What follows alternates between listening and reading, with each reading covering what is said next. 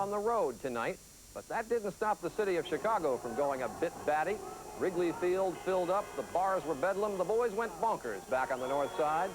Things were anything but stately on State Street in Chicago. Outside Wrigley Field in Chicago tonight.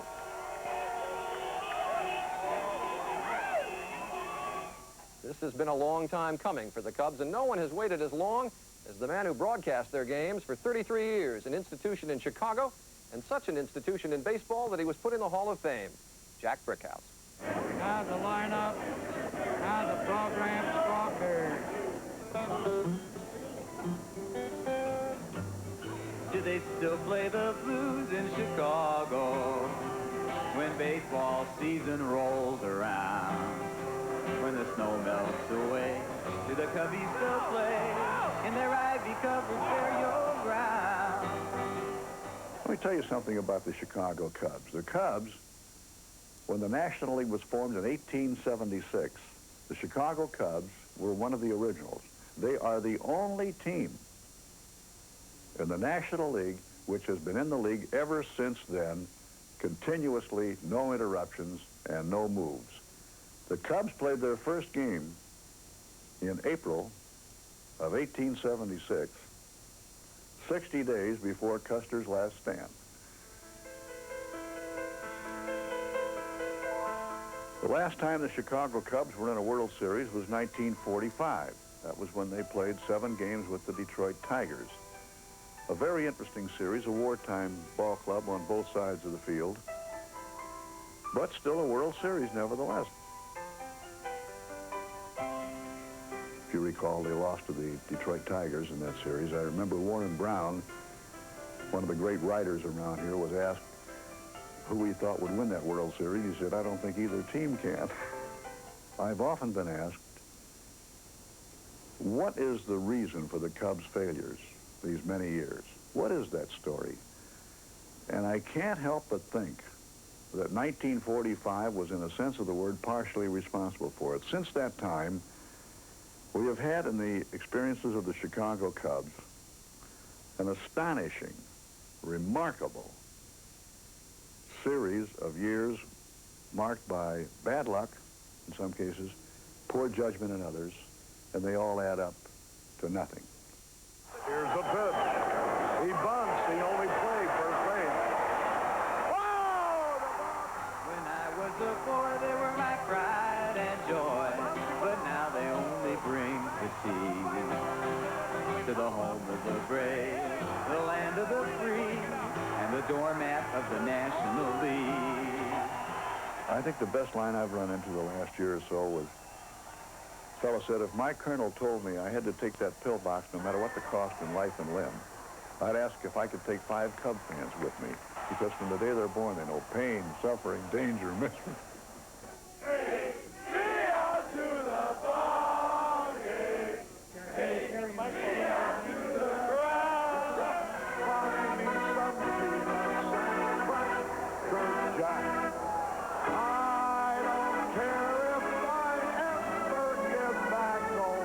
Being a Cub fan is kind of a way of life.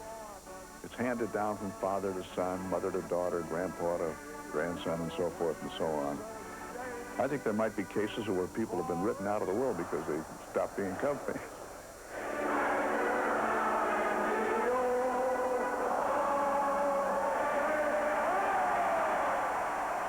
We got down here at 4 o'clock this morning to sit in the bleachers. Been a Cub fan, I'm almost 40, for 35 years. They seem to pull together as a team. They just never give up. And that's what we like. I'll stick by them losing or winning, but I love when they're winning. It's great. There's a drive in the left field. That's gonna score. Maybe 2. Dallas Green has done one of the most remarkable front office jobs I think I've ever seen in all of my years in baseball. I would say that the key to this ball club this year has been balance and bench strength, and the very wise handling of all of this by that manager, Jim Fry. He struck him out. After all these years of famine and disappointment and drought, losing, it's time to win. That's what that one's all about, and that's what it means to me and to every Cub fan in this town. When I was a boy, they were my pride and joy. But now there's a thing to see to the home of the brave. Land of the free and the Jordan of the National League.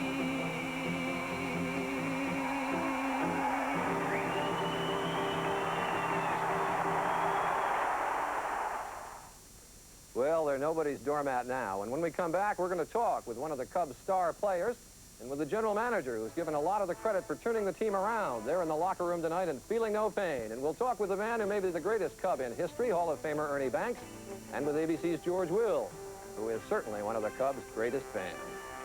Now our lives are complete. The Cubs are number 1. Outside Wrigley Field tonight for Chicago Cubs fans. Tonight is St. Patrick's Day, it is Thanksgiving, and it is the 4th of July all rolled into one. A mood that was clearly reflected in the Cubs locker room in Pittsburgh right after tonight's game. There's what made them a team. Now, that scene is a little quieter right now, but there is no less joy in the Cubs' achievement for those who helped make it happen. And joining us now from the Cubs locker room in Pittsburgh, left fielder Gary Matthews. He drove in 5 runs yesterday as the Cubs clinched the tie, and he had a key run tonight. And Cubs executive vice president and general manager Dallas Green, who was being drenched. In our Los Angeles bureau, Baseball Hall of Famer Ernie Banks, who was with the Cubs for 19 years. And in our Washington bureau, ABC's prime in-house Cubs fan commentator, George Will. In Pittsburgh, if you can hear me, gentlemen, Dallas Green, do you hear me? I hear you, George. Barely. I'll tell you, it's a great day for the Chicago Cubs fans and for the organization. You know, there's a lot of people that dreamed of 1945 and 1969. We put all those guys to bed. 1984 did it. 1984 team is the team right here for Chicago and the Chicago Cubs fans. Dallas, in a calm and sober mood, I must ask you, when you came to the Cubs a couple of years ago, did you believe you could turn it around this fast? Well, I got news for you. I only came here 3 years ago. So, you know, we've done it in 3 years, not 4. And the fourth year, we're going to win it again. I'll tell you one thing. This baseball team is a good baseball team. It's a team that really has some heart, has some character, has some pride. It's one that Chicago should be proud of because they're winners, and they've proven it over 162, and they're going to prove it again. You made some very controversial trades in that period of time. Was there ever any time that you thought, my Lord, I wonder if these trades are going to go sour? Well, naturally, when you really start from scratch and try to do something, you got some doubts. But our baseball people worked very, very hard to get this accomplished, and we got it accomplished. Everybody here is enjoying it. I know everybody in Chicago is enjoying it, and I'm tickled to death for them. Well, it looks to me a little bit like Gary Matthews is enjoying it as well. Gary, I know they call you the Sarge on the team. You're sort of the leader. But he's having a heck of a time controlling his troops right now. You got that right. You got that right. Gary, when you got traded to the Cubs, did you think, oh, my Lord, I'm going to a loser? Well, actually, I felt that last year they had a good offensive team, and I was just happy that they Come on, Gary, get a little confident there. I was just happy that they traded me for a good. I was just happy as I was so. It's a little rough right now because most of the guys have been traded from Philly East. We call this Philly West. Thank you.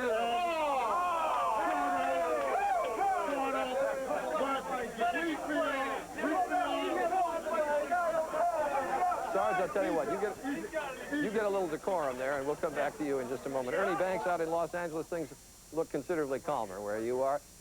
Do you feel just a little bit of jealousy? You were in a Cub uniform for so long, and this never happened for you. Not at all, Charlie. I'm just so happy and thrilled to see so much success the Cubs have had this year, and I, along with my wife Marjorie, enjoying it, as well as all the 40 million fans who are so happy to see the Cubs on top and winning the National League East. Ernie Banks, what makes a ball club as good as the Cubs were this year? What makes them turn around? Last year, as I recall, they won 71 games. This year, they've already won 93. That is an incredible turnaround. for a ball team. What makes that kind of thing happen? It's leadership, Charlie. It starts at the top with Dallas Green and Jim Finks and Andrew McKenna putting together a strong organization. It's Jim Fry on the field with his great leadership ability of handling the 25 players. It's his coaching staff. And then it's the players who really get out there and play with the zest and enthusiasm of a Gary Matthews and a Ryan Sandberg and a Larry Bohr. This team has a lot of character. It plays with fun. It enjoys the game tremendously, and it makes all of us who are fans now enjoy watching them and being a part of it. And it's a happy day for all of us to see the Cubs win the National League Eastern Division. George Will here in Washington. I know you've been a Cub fan for a long time, a brief flirtation with the Baltimore Orioles, but now back to the Cubs. What is it about this team? Why is this so special? What is different about the Cubs? Well, I think after you pass a certain level of suffering, everyone feels that they've wasted their youth on the team and they're going to stick with them lest come around in 1984 and they win without you. And a lot of sort of mythology got attached to the Cubs because they're so ecologically sound. They play on real grass and they play under the sunshine. And the Cubs were so miserable artistically that they went looking for all these other virtues. It's also, I think, has something to do with Chicago. Most really bitter American fights are about status, and Chicago has always felt a little put down. Someone writes a poem about them, and it's the hog butcher and the wheat stacker. That's not really what you'd want to be. So here you have this sort of bad image of a sort of rough-hewn city with an absolute doormat for a baseball team. The poor Cubs, when they last won in '45, since then, every team that was in existence then has won something. Boston Braves, Philadelphia Athletics, St. Louis Browns, all those teams went on to other cities, but they kept winning things, not the Cubs. Carl Sandberg notwithstanding, however, there also is something that's a throwback for the Cubs, isn't there? I mean, they have resisted progress almost with the lights and the other things, and they've stayed bad, too, and that's a way of resisting progress, I guess. Well, there is a certain charm to standing athwart history and crying halt. You usually get run over by it, and the Cubs did, but it has a certain quixotic charm. It is such a contrast to see you sitting there so calm and to see Dallas Green and Gary Matthews in Pittsburgh going so wild. Don't you want to let out just one whoop after all this time? Well, a little bit. I'd like to let out a hoop for Dallas Green because you asked how they did it. They did it in two ways. First, Green came along and he spent a lot of money and he instilled some terror. Money and terror make the world go round. And the Cubs were sort of a bunch of nice guys until Green came along. He sort of has the administrative style of Lady Macbeth. He's a very tough guy. And the Cubs used to go out, play ball in the afternoon, and then go out on Rush Street at night, which conduced to 8th place finishes until we had a 10th place chance. And the Cubs, of course, were the first team to finish beneath an expansion team. I mean, every humiliation possible has happened. Well, all right, we'll continue our conversation in a moment, and Dan, talk with that tough guy, Dallas Green, out in Pittsburgh, when we come back.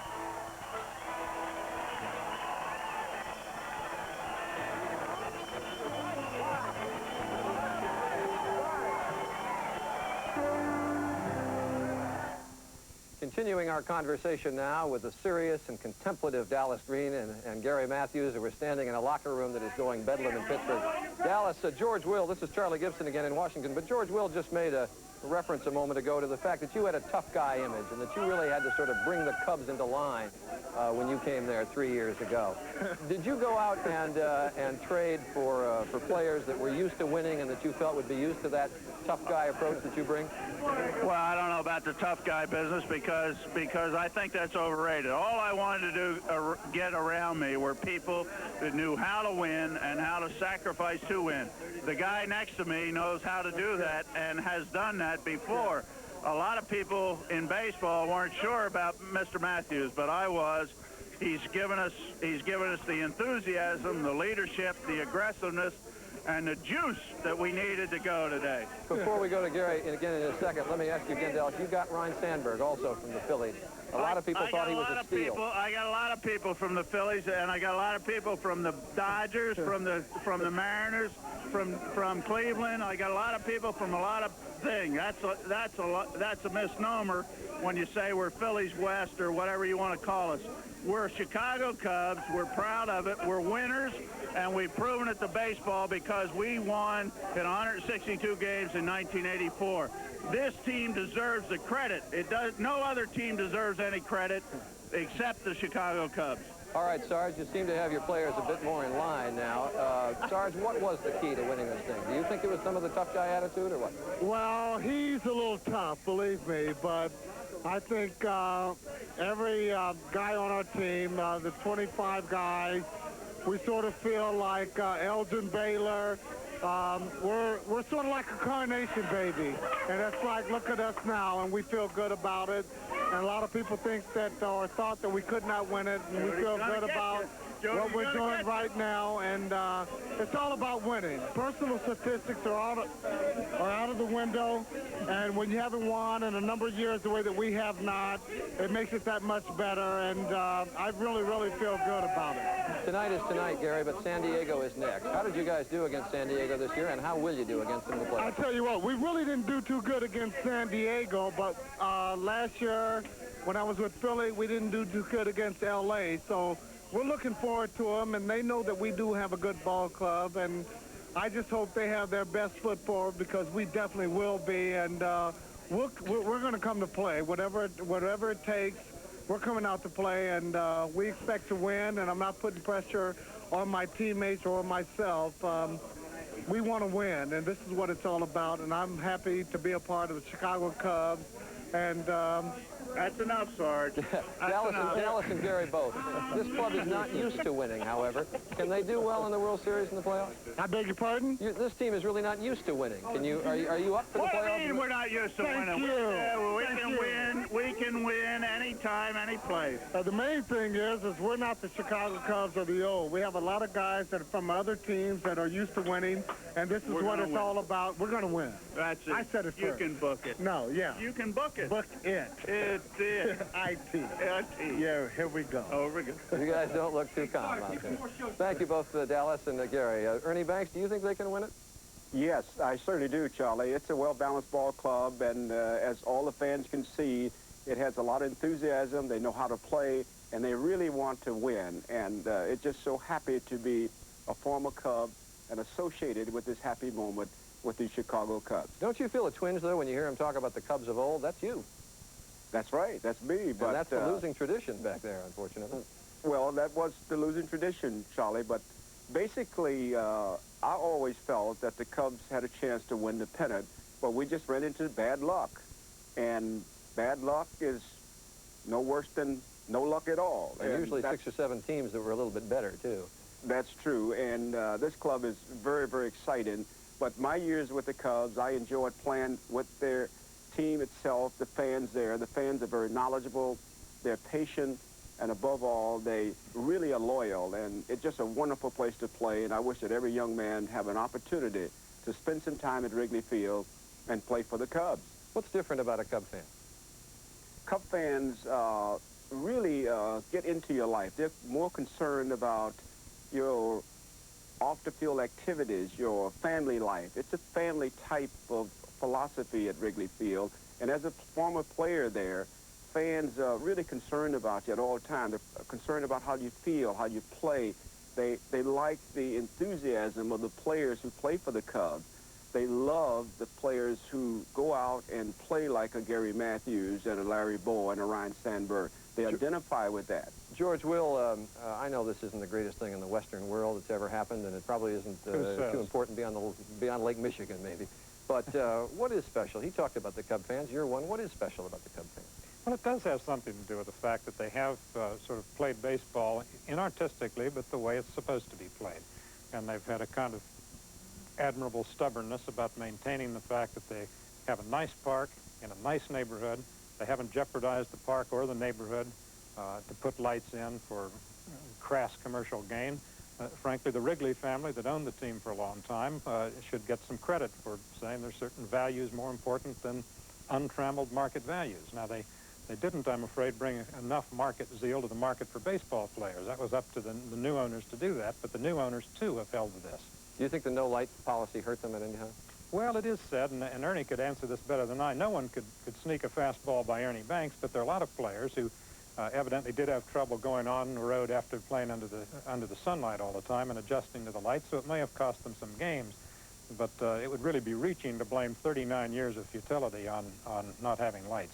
Ernie, very quickly, did those, nobody got fastballs by you, but did those lights bother you, or not the lack of a light? Not at all. It's a wonderful place to play in the daytime. You play over 120 games, and it's a fun place to play. Going on the road is a little bit of adjustment for the first night, but the second night you begin to get used to the nighttime baseball, and you adjust very well. Okay, Ernie Banks and George Will, thank you very much, if you can still hear me, and Dallas Green and Gary Matthews, if you can hear anything, thank you as well. ABC Sports will have exclusive live coverage of the league playoffs for the World Series.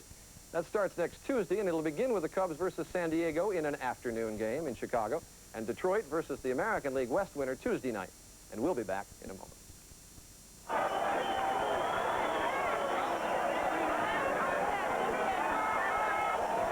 Happened officially not in front of an adoring full house crowd at Wrigley Field, but on the road in Pittsburgh. A lot of empty seats, but the ones with people in them were rooting for the visitors from Chicago. Cub fans have watched playoffs and World Series without a true rooting interest for 39 years. But not anymore. The champagne was iced and waiting. There was one more victory to get, and the Cubs went on the attack early. Top of the first inning, Gary Matthews cranked out a double to the alley in left center. 1-0 Chicago. Meanwhile, the Cubs are the perfect guy going after the clincher. Rick Sutcliffe, who hasn't lost since June, is making some good Pirate hitters look bad. And at the plate, Sutcliffe helped himself to some king-size cuts. This single pushed across the second run for the Cubs, and it was all he would need. Sutcliffe was touched for just 2 hits. He faced only 28 batters and struck out 9. But for the most eventful pitch of the night and of this Cubs season, we'll give you Cubs play-by-play man, Harry Carey. Listen to those crowds. Might as well join them.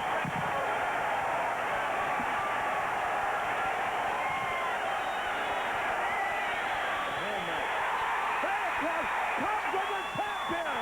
The Cubs are the champion! The Cubs win! Nick Charles, CNN Sports. Cubs win, Cubs win, Cubs win. This was the score, 4-1 that won it for them, and this was the scene in the locker room afterwards. This is so great, it's unbelievable. Yeah, it's been a while now coming, but I tell you what, there's nothing any better. Oh man, all the work, the whole year, the spring training, the off season, everything makes it worthwhile right now. Weren't you the one who said, what did the Mets do? Yeah, what did the Mets do tonight? Congratulations to the city of Chicago, all the Cub fans across the country, all the people that supported us all year at Wrigley Field. It's been fantastic, and I'm happy that we lifted the burden off the 69 ball club. I'm sure those guys will rest in peace from now on. I got so many people to thank. There's 28 ball players here that have played their butts off all year, and Dallas Green brought me over here when, I was on a last place ball club, so, I really don't know where to start. I don't think we have enough time. Right now, man, there's nothing right now can express my feelings and everything. Now, I was wondering when I was walking in there, how am I going to react? When I get in there and I get in the guy's pride, my afro, with champagne and everything, I think I had the same idea about the champagne as Harry Carey. Let's drink it. Let's drink it indeed. And this was a darkened Wrigley Field in Chicago on Monday night as thousands of Cub fans chose to celebrate the clinching at the venerable home of so many lynchings over the years. Doesn't matter, there are no lights there. On this night, the moment was light enough.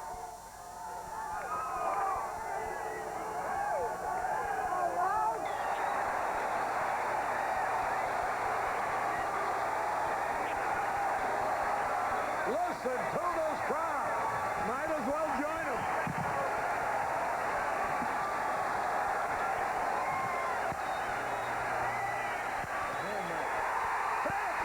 Cubs are the champion! The Cubs are the champion! The Cubs win! Look at that mob scene! Ursula got on strike.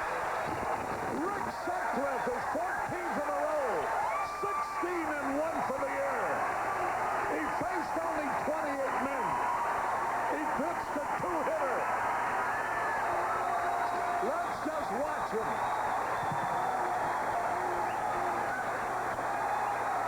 The fans are getting out on the field.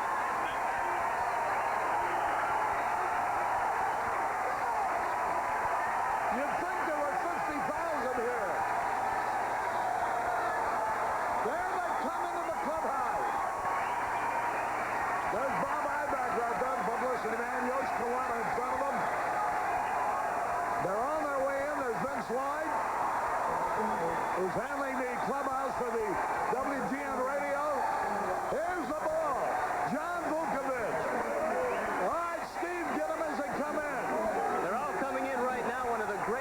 in Chicago sports historay. Rick Sutcliffe, his 20th win of the year. What a night here. The people are going crazy. Harry, it's just unbelievable down here. A happy bunch of Cubs, a well-deserved win. It's great to be in the locker room. I'll tell you what, this is something they've been waiting since spring training for. Nobody thought they could do it. As it turned out, they did. So Rick Sutcliffe, the man of the hour. Harry, you're going to be back to me in a little bit, so take it away and explain the game to everybody who's going crazy in Chicago. I think just as much drama is on this field. These great Cub fans. There's Rick Sutcliffe. The Red Baron indeed. What a ball game he pitched. The expressions, there's what made them a team. Genuine affection for each other. There's Popeye. There's Steve Trout. They have pitched the most important game of all. Now, I guess no game would be more important than the Larry Boa. Jody, there's Dallas Green. That's one of his favorite boys, the Sarge. There they are outside the dugout. John Cox being doused. Jim Fry and Dallas Green. Now our lines are complete. The Cubs are number one. There's Warren Brewster. What did I say about teetotalers a little earlier? Look at Keith Moreland. And Jim Fry is making the round, embracing every single member of his championship team. Here we come to the wasteful part of the night, when instead of guzzling it down, they pour it. There's Ned Coletti, who's done a great job. All the action is in the clubhouse, and we'll be switching it there in a moment. Here, though, quickly, one of the greatest games perhaps ever pitched. Rick Sutcliffe faced only 28 men. Only one man reached base. He did it twice. Once on a safe bunt, and then he was picked off first. The other time, a rolling ball rolled down in the right field corner and went for a triple. He later scored. He faced only 28 men. Perfection would be 27. He pitched a two-hitter. He struck out 9. If he isn't the Cy Young Award winner, nobody is. So the Cubs have clinched the Eastern Division title. Harry Carey up in the broadcast booth. Boy, oh boy, I'm envious of the fellas down in the clubhouse. So I'm going to head for down there now. I'd like to drink part of what they're pouring. See you later. Here's Steve Stone now.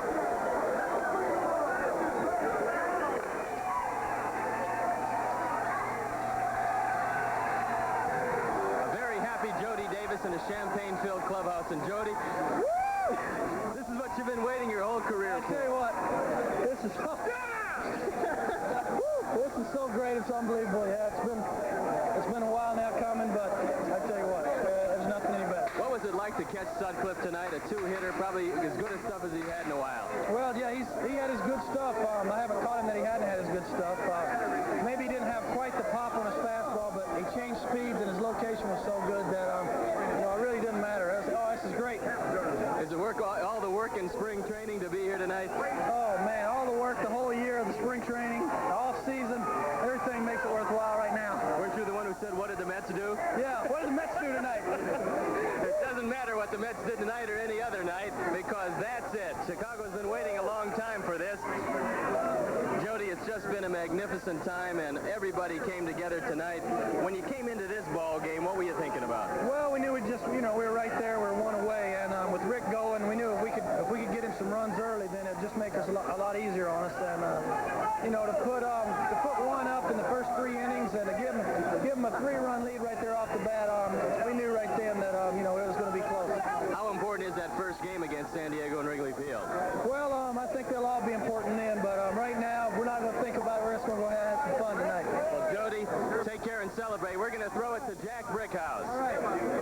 All right, look who I've got here, a half-drowned fella who's the happiest half-drowned man in the world. Dallas, congratulations. I know what this means to you. Well, Brick, it's neat to see all these guys enjoy